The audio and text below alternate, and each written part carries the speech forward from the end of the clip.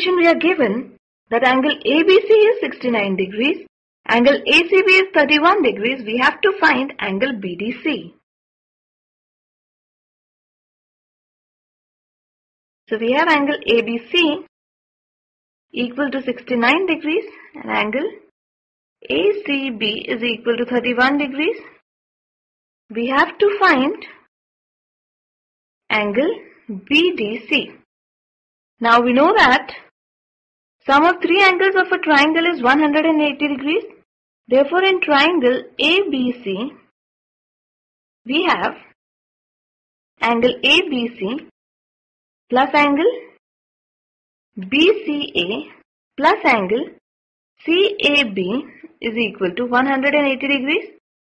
Now, we are given that angle ABC is 69 degrees plus angle BCA is 31 degrees plus angle CAB. This is equal to 180 degrees. This implies that angle CAB is equal to 180 degrees minus the sum of 69 degrees and 31 degrees, which is equal to 100. So we have minus 100 degrees, which is equal to 80 degrees. This implies that angle CAB is equal to 80 degrees. Now, points A and D are in the same segment of the circle. Therefore, we have angle BAC equal to angle BDC, and this is because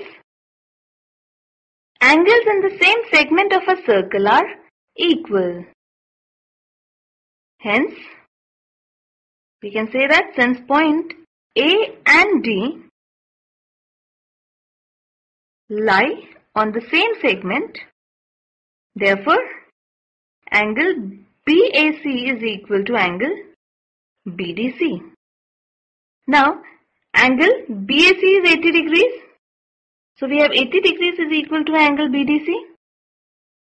And hence, we have arrived to our answer, that is angle BDC is equal to 80 degrees. This completes the solution.